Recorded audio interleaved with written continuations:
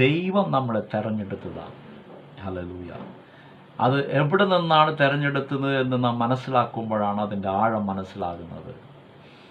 ആ അന്ധകാരത്തിൽ നിന്ന് നമ്മൾ വിളിച്ചു, തെരഞ്ഞെടുത്തു, ഒരു സന്തതി പരമ്പരയായി, ഒരു സമൂഹമായി, ഒരു ജാതിയായി ദൈവം നമ്മളെ തെരഞ്ഞെടുത്തു. ജാതി എന്ന് പറയുമ്പോൾ നിങ്ങൾ ഒരിക്കലും തെറ്റിദ്ധരിക്കരുത്, നമുക്ക് ജാതിയുണ്ടോ എന്നോ. ആ ഒരു വാക്ക് നിങ്ങൾ മനസ്സിലാക്കുക. ഒരു സമൂഹം, ഒരു കൂട്ടം ആളുകൾ. നമ്മൾ സാധാരണ പാട്ട് പാടുമ്പോൾ ഇങ്ങനെ ഒരു പാട്ട്, ഇതുപോലൊരു ജാതിയുണ്ട്, യഹോവ ദൈവമാം വിശുദ്ധ ജാതി നാം, അല്ലേ? വിശുദ്ധ ജാതി നാം, അവനവകാശമാം ജനം നാം. അപ്പോൾ ഒരു പാട്ടുണ്ട്, ഒരു പഴയ പാട്ടാണ്. സ്നാനത്തിനൊക്കെ പോകുമ്പോൾ, സ്നാന ശുശ്രൂഷയ്ക്ക് പണ്ട് കാലങ്ങളിൽ, എൻ്റെ ചെറുപ്പത്തിലൊക്കെ സ്നാന ശുശ്രൂഷയ്ക്ക് പോകുമ്പോൾ ഈ ഡ്രമ്മൊക്കെ അടിച്ച് സ്നാനക്കുളത്തിലേക്ക് പോയിട്ടാണ് സ്നാനപ്പെടുന്നത്. അപ്പോൾ അങ്ങോട്ടും ഇങ്ങോട്ടും നടന്നാണ് പോകുന്നത്. ചിലപ്പോൾ 5 കിലോമീറ്റർ 6 കിലോമീറ്ററൊക്കെ ഉണ്ടാവും. അപ്പോൾ നടന്നു പോകുമ്പോൾ ഈ ഡ്രമ്മൊക്കെ അടിച്ച് നമ്മളിങ്ങനെ ജാതിയായി വരിയായി നമ്മൾ അതിൽ പ്രധാനമായി പാടുന്ന ഒരു പാട്ടാണ് ഈ പാട്ട്, യഹോവ ദൈവമാം വിശുദ്ധ ജാതി നാം. അപ്പോൾ ജാതി എന്ന് ഉദ്ദേശിക്കുന്നത് നമുക്ക് ജാതിയൊന്നുമില്ല, നമ്മൾ യേശുക്രിസ്തുവിൻ്റെ രക്തത്താൽ വീണ്ടെടുക്കപ്പെട്ടവരാണ്. നമുക്ക് ജാതിയോ മതമോ മറ്റു കാര്യങ്ങളൊന്നുമില്ല. പക്ഷേ ഇവിടെ ഒരു കൂട്ടം ജനങ്ങളെ കാണിക്കുവാൻ വേണ്ടിയിട്ടാണ് ആ പദം അവിടെ ഉപയോഗിച്ചിരിക്കുന്നത്. അത് ഇംഗ്ലീഷിലാകുമ്പോൾ കുറച്ചും കൂടെ അർത്ഥവത്താണ്. ചോസൻ ജനറേഷൻ, തിരഞ്ഞെടുക്കപ്പെട്ട സന്തതി പരമ്പര, തിരഞ്ഞെടുക്കപ്പെട്ട സന്തതി. അത് വേറൊരു ഭാഷാന്തരത്തിലും അങ്ങനെ കിടക്കുന്നത്, തിരഞ്ഞെടുക്കപ്പെട്ട ഒരു സന്തതി എന്ന് നമുക്ക് കാണുവാനായിട്ട് കഴിയുന്നുണ്ട്. അപ്പോൾ നാം തിരഞ്ഞെടുക്കപ്പെട്ടവരാണ്, ഒരിക്കലും ഇതിൽ വന്ന് പെട്ടതല്ല. വേറെ എന്താ പറയുക, വേറെ കാര്യങ്ങളൊന്നും ഇല്ലാതെ ഇതിൽ വന്ന് ഒരിക്കലും പെട്ടതല്ല. ദൈവം നമ്മളെ തെരഞ്ഞെടുത്തു എന്നുള്ളതാണ്. അപ്പോൾ തെരഞ്ഞെടുപ്പ് അല്ലെങ്കിൽ തെരഞ്ഞെടുത്തു എന്നുള്ള വാക്ക് വളരെ പ്രധാനപ്പെട്ട ഒരു കാര്യമാണ്. നമ്മുടെ ആത്മീക ജീവിതത്തിൽ തെരഞ്ഞെടുത്തു എന്നുള്ള വാക്ക് വളരെ ഘനമുള്ള വാക്കാണ്, ആഴമേറിയ വാക്കാണ്. കാരണം നമ്മൾ ഒരിക്കലും വന്ന് പെട്ടതല്ല, അല്ലെങ്കിൽ ആരെങ്കിലും നമ്മൾ കൊണ്ടുപോയി ചതിച്ചതുമല്ല, ആരും നമ്മളെ വഞ്ചിച്ചതുമല്ല. ദൈവം എന്നെ തെരഞ്ഞെടുത്ത് തൻ്റെ സഭയിലെ ആക്കി വച്ചിരിക്കുകയാണ്. ഹല്ലേലൂയ. അത് എത്രയോ ശ്രേഷ്ഠകരമായ ഒരു കാര്യമാണ്. സ്തോത്രം. നമ്മൾ എവിടെയോ പോകേണ്ടുന്ന വ്യക്തി ജീവിതമായി, നമ്മുടെ ജീവിതം അവസാനിക്കേണ്ട ആ സമയങ്ങളിൽ നാം നഷ്ടപ്പെട്ടു പോകേണ്ട, നമ്മുടെ ആത്മാവ് നഷ്ടപ്പെട്ടു പോകേണ്ട സാഹചര്യങ്ങളിലെല്ലാം ദൈവം നമ്മളെ അന്വേഷിച്ച്, ദൈവം നമ്മളെ വിളിച്ച്, നമ്മളെ തെരഞ്ഞെടുത്ത് ദൈവസഭയിൽ ആക്കി വച്ചിരിക്കുന്നു. അപ്പോൾ ഇത് പ്രധാനപ്പെട്ട ഒരു കാര്യമാണ്. തെരഞ്ഞെടുപ്പ് എന്നുള്ളത് വളരെ പ്രധാനപ്പെട്ട ഒരു കാര്യമാണ്. സ്തോത്രം.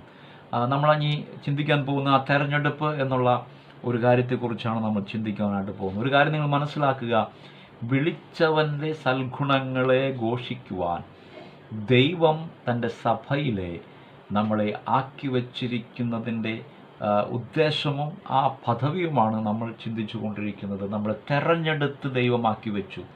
വിളിച്ചവൻ്റെ സൽഗുണങ്ങളെ ഘോഷിക്കുവാൻ നമ്മളെ തെരഞ്ഞെടുത്ത ഒരു സമൂഹമായി, തെരഞ്ഞെടുത്ത ഒരു സന്തതിയായി നമ്മളെ ദൈവം തൻ്റെ സഭയിൽ ആക്കി വെച്ചിരിക്കുകയാണ്. ഇവിടെ ജാതി എന്ന് പറയുന്നതിനേക്കാൾ കുറച്ചും കൂടെ നല്ലത് സന്തതി എന്ന് പറഞ്ഞാൽ അതിന് വളരെ ആഴങ്ങളുണ്ട്. നമ്മളത് പുറകെ ആ കാര്യങ്ങൾ നമ്മൾ പഠിക്കുന്നതായിരിക്കും. സ്തോത്രം.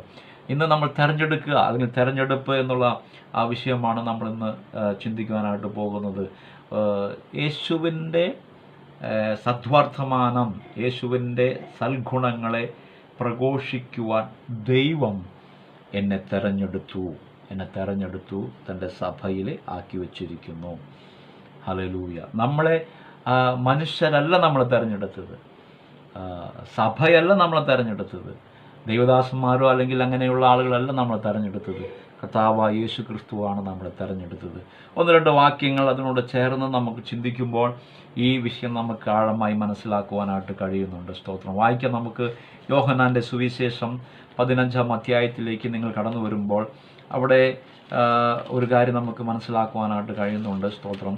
യോഹന്നാൻ്റെ സുവിശേഷം 15-ാം അധ്യായത്തിൻ്റെ 16-ാമത്തെ വാക്യം വായിക്കുമ്പോൾ അവിടെ നമ്മളിങ്ങനെ കാണുന്നു. ഞാൻ വായിക്കാം. യോഹന്നാൻ്റെ സുവിശേഷം 15-ാം അധ്യായത്തിൻ്റെ ഞാൻ വായിക്കാം. ഓക്കെ. 15-ാം അധ്യായത്തിൻ്റെ 16-ാമത്തെ വാക്യം. നിങ്ങൾ എന്നെ തെരഞ്ഞെടുത്തു എന്നല്ല, ഞാൻ നിങ്ങളെ തെരഞ്ഞെടുത്തു. ശ്രദ്ധിക്കണേ, നിങ്ങൾ എന്നെ തെരഞ്ഞെടുത്തു എന്നല്ല, ഞാൻ നിങ്ങളെ തെരഞ്ഞെടുത്തു. വളരെ വളരെ ചിന്തിക്കേണ്ട ഒരു വാക്യമാണത്. നിങ്ങൾ എന്നെ തെരഞ്ഞെടുത്തു എന്നല്ല, ഞാൻ നിങ്ങളെ തെരഞ്ഞെടുത്തു. അപ്പോൾ ആ വാക്യത്തിൽ തന്നെ നമുക്ക് വേറെ വ്യാഖ്യാനങ്ങളൊന്നും വേണ്ട.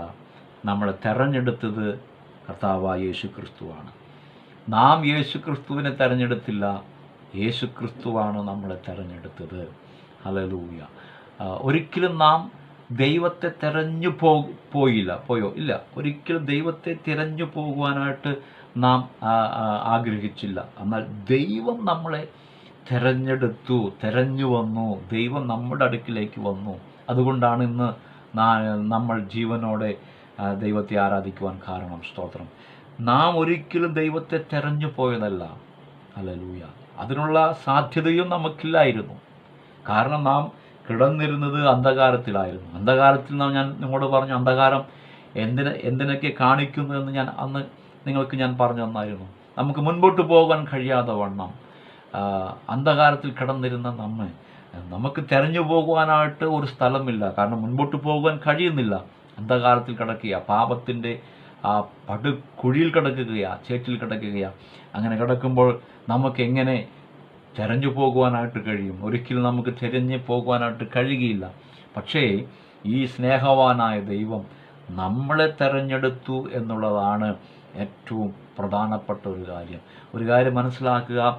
ലോകത്തിലെ ജനങ്ങൾ തെരഞ്ഞു പോകുമ്പോൾ നമ്മളെ തെരഞ്ഞു വന്ന ഒരു ദൈവത്തെയാണ് നമ്മൾ ഇന്ന് ആരാധിക്കുന്നത്. സ്തോത്രം. ഒന്നും കൂടെ ഞാൻ ആ വാക്ക് പറയട്ടെ. ലോകക്കാർ ദൈവത്തെ തെരഞ്ഞു പോകുമ്പോൾ ഞാൻ ആരാധിക്കുന്ന ദൈവം എന്നെ തെരഞ്ഞു വന്നതുകൊണ്ടാണ് ഇന്ന് ആ ദൈവത്തിൻ്റെ അല്ലെങ്കിൽ മകളായിരിക്കുവാനായിട്ടുള്ള കാരണമായി തീർന്നത്. സ്തോത്രം. ഒരിക്കലും ഞാൻ ദൈവത്തെ അന്വേഷിച്ചത് പോയതല്ല. കർത്താവ് എന്നെ അന്വേഷിച്ചു വന്നു. ഒരുപക്ഷേ പലരുടെയും ജീവിതത്തിൽ ഈ ദൈവം അന്വേഷിച്ചു വന്ന സാഹചര്യങ്ങൾ വ്യത്യസ്തമായിരിക്കും. ഹല്ലേലൂയ. ചിലപ്പോൾ ഒരു പ്രതിസന്ധിയിലായിരിക്കുമ്പോഴായിരിക്കും ഈ ദൈവം നിന്നെ തിരഞ്ഞെടുത്ത് നിൻ്റെ അടുക്കിലേക്ക് ഇറങ്ങി വന്നത്. മരണത്തിൻ്റെതായ ആ കെട്ടിൽ കിടക്കുമ്പോഴാവും ദൈവം നിന്നെ തിരഞ്ഞെടുക്കുവാനായിട്ട് ഇടയായിത്തീരുന്നത്. അല്ലെങ്കിൽ ജീവിതം അവസാനിപ്പിക്കാമെന്ന് ആ ചിന്തയോടെ നീ ഇരുന്നപ്പോഴായിരിക്കാം ഈ ദൈവം നിന്നെ തേടി അന്വേഷിച്ച് വരുവാനായിട്ട് ഇടയായിത്തീരുന്നത്. നമ്മൾ അന്വേഷിച്ചു പോയതല്ല. ഒരിക്കലും നാം ദൈവത്തെ അന്വേഷിച്ചു പോയതല്ല. പലരും ഇന്ന് നമ്മൾ എടുത്ത് നോക്കിക്കഴിഞ്ഞാൽ ദൈവത്തെ അന്വേഷിച്ചു പോകുകയാണ്. എവിടേക്കൊക്കെയോ അവർ ദൈവത്തെ അന്വേഷിച്ചു പോകുന്നു. ആ മലയിൽ കയറുന്നു, ഈ മലയിൽ കയറുന്നു, അങ്ങോട്ട് പോകുന്നു, ഇങ്ങോട്ട് പോകുന്നു. ദൈവത്തെ അന്വേഷിച്ച് മനുഷ്യൻ നടക്കുകയാണ്.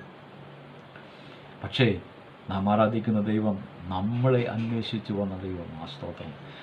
ഈ ലോകത്തു നിന്നും സ്വർഗത്തിൽ നിന്നും ഇറങ്ങി വന്ന മനുഷ്യപുത്രന്മാരെ അന്വേഷിച്ച് ഇറങ്ങി വന്ന ഹല്ലേലൂയ ദൈവകുമാരനെയാണ് നമ്മൾ ആരാധിക്കുന്നത്. സ്തോത്രം. അപ്പോൾ ഒരു കാര്യം ശ്രദ്ധിക്കുക. ഇവിടെ വായിച്ചത് യോഹന്നാന്റെ സുവിശേഷം നമ്മൾ വായിച്ചത്, സ്തോത്രം, നിങ്ങൾ എന്നെ തെരഞ്ഞെടുത്തു എന്നല്ല. ഒരിക്കലും നമ്മൾ ദൈവത്തെ തെരഞ്ഞെടുത്തതല്ല, ദൈവമാണ് നമ്മൾ തെരഞ്ഞെടുത്തത്. കാരണം നമുക്ക് തിരഞ്ഞെടുക്കുവാൻ എന്ത് യോഗ്യതയുണ്ട്? ഒരു യോഗ്യതയുമില്ല. നമ്മൾ കിടന്നിരുന്ന അന്ധകാരത്തിലായിരുന്നു. ഹല്ലേലൂയ. ദൈവമേ എന്ന് വിളിക്കുവാൻ പോലുമുള്ള യോഗ്യത നമുക്കില്ലായിരുന്നു. സ്തോത്രം. നമ്മൾ പാപികളായിരുന്നു. റോമാലേഖനം 5-ാം അധ്യായത്തിൻ്റെ അടിസ്ഥാനത്തിൽ വായിക്കുകയാണെങ്കിൽ നാം പാപികളായിരുന്നു. നാം ദൈവകോപത്തിന് പാത്രരായിരുന്നു. നാം അഭക്തരായിരുന്നു. നാം ദൈവത്തിൽ നിന്നും അകന്നവരായിരുന്നു, പാപികളായിരുന്നു. നമുക്ക് ആ ദൈവത്തെ വിളിക്കുവാനോ അന്വേഷിക്കുവാനോ യോഗ്യത ഇല്ലായിരുന്നു. ആ സമയത്താണ് നമ്മളെ അന്വേഷിച്ച് തെരഞ്ഞ് ഈ ദൈവം നമ്മുടെ അടുക്കിലേക്ക് ഇറങ്ങി വരുവാനായിട്ടിടയായിത്തീർന്നത്. 34-ാം സങ്കീർത്തനം 1 കേട്ടോ, 46-1. ദൈവം നമ്മുടെ സങ്കേതം ബലം, കഷ്ടങ്ങളിൽ അവൻ ഏറ്റവും അടുത്ത തുണയായിരുന്നു. അതാണ് എൻ്റെ ആ വാക്യം. സ്തോത്രം. കഷ്ടതയിൽ തുണയായി ഇറങ്ങി വന്ന ദൈവം. സ്തോത്രം. നമ്മളെ തെരഞ്ഞെടുത്ത ദൈവം, നമ്മുടെ സാഹചര്യങ്ങളെ നോക്കാതെ വണ്ണം, നാം കിടക്കുന്നത് നോക്കാതെ വണ്ണം നമ്മളെ തെരഞ്ഞെടുത്ത ഒരു ദൈവമുണ്ടായിരുന്നു. സ്തോത്രം. അപ്പോൾ യോഹന്നാന്റെ സുവിശേഷം 15-16 വായിക്കുമ്പോൾ, നിങ്ങൾ എന്നെ തെരഞ്ഞെടുത്തു എന്നല്ല, ഞാൻ നിങ്ങളെ തിരഞ്ഞെടുത്തു.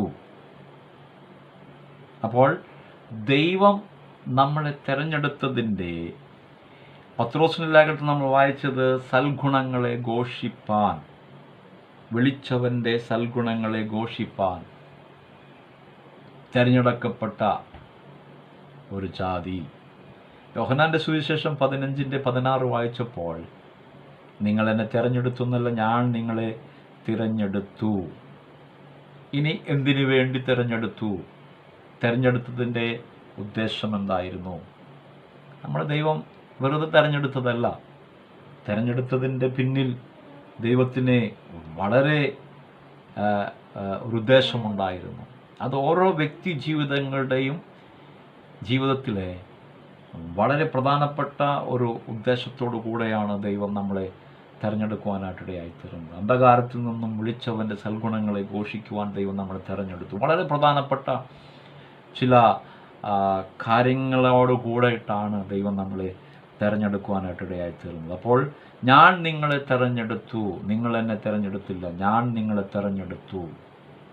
ഞാൻ നിങ്ങളെ തിരഞ്ഞെടുത്തു ഒരു ജാതിയായി, ഒരു സമൂഹമായി, ഒരു സന്തതി പരമ്പരയായി, ഒരു ജനറേഷനായി, ഒരു വിശുദ്ധ ജാതിയായി ഞാൻ നിങ്ങളെ തിരഞ്ഞെടുത്തു. അപ്പോൾ തിരഞ്ഞെടുത്തതിൻ്റെ ഉദ്ദേശം ഇവിടെ പറയുന്നുണ്ട്. അവിടെ വായിക്കുമ്പോൾ, താഴോട്ട് വായിക്കുമ്പോൾ, യോഹന്നാന്റെ സുവിശേഷം 15:16 രണ്ടാമത്തെ ഭാഗം വായിക്കുമ്പോൾ, ഞാൻ നിങ്ങളെ തിരഞ്ഞെടുത്തു. എന്തിനു വേണ്ടി തിരഞ്ഞെടുത്തു?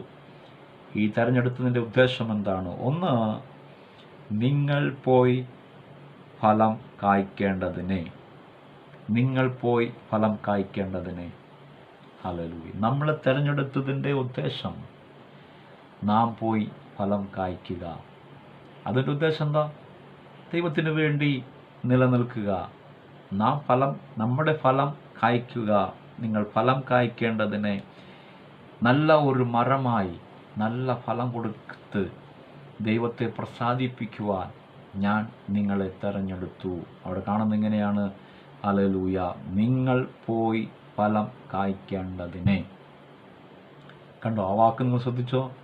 നിങ്ങൾ പോയി ഫലം കായ്ക്കേണ്ടതിന്. അപ്പോൾ ഒരു സ്ഥലത്തല്ല, പോകണം, അല്ലേ? പുറപ്പെട്ടു പോകണം.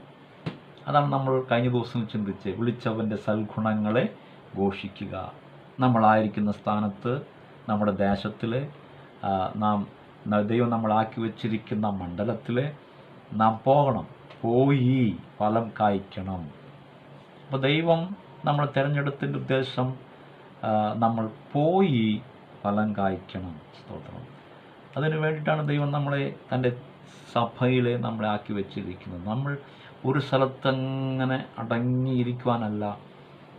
നമുക്ക് ദൈവം തന്നിരിക്കുന്ന ആ ഫലമുണ്ടല്ലോ, അത് നമ്മൾ എന്ത് ചെയ്യണം? അത് പ്രകാശിപ്പിക്കാൻ വേണ്ടി ദൈവം കായ്ക്കേണ്ടതിനെ, നല്ല ഫലം കായ്ക്കേണ്ടതിനെ, നിങ്ങൾ പുറപ്പെട്ടു പോയി ഫലം കായ്ക്കേണ്ടതിന്. പോയി എന്നുള്ളത് വളരെ പ്രധാനപ്പെട്ട ഒരു കാര്യമാണ്. നിങ്ങൾ പോയി ഫലം കായ്ക്കേണ്ടതിനെ ഞാൻ നിങ്ങളെ തിരഞ്ഞെടുത്തു. നിങ്ങളിലുള്ള ഫലം അത് കായ്ക്കണം.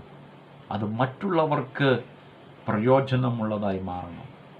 മറ്റുള്ളവർക്ക് അത് അനുഗ്രഹമായി തീരണം. അതിനു വേണ്ടിയിട്ടാണ് ദൈവം നമ്മളെ തിരഞ്ഞെടുക്കുവാനായിട്ടിടയായിത്തീരുന്നത്.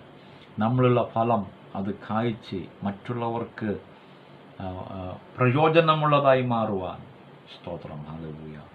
ഈ പ്രാർത്ഥന കൂട്ടത്തിൽ സഹകരിക്കുന്ന പ്രിയമുള്ളവരെ, മറ്റുള്ളവർക്ക് നാം ഒരു അനുഗ്രഹമാകണം. നമ്മുടെ പ്രാർത്ഥന, നമ്മുടെ സുവിശേഷ ഘോഷണം, നമ്മുടെ ആരാധന, നമ്മുടെ പ്രാർത്ഥന, നമ്മുടെ സുവിശേഷീകരണം മറ്റുള്ളവർക്ക് ഒരു അനുഗ്രഹമായി മാറുവാൻ കാരണമായി തീരണം. നമ്മൾ ഫലം കൊടുക്കുന്നവരായി മാറണം.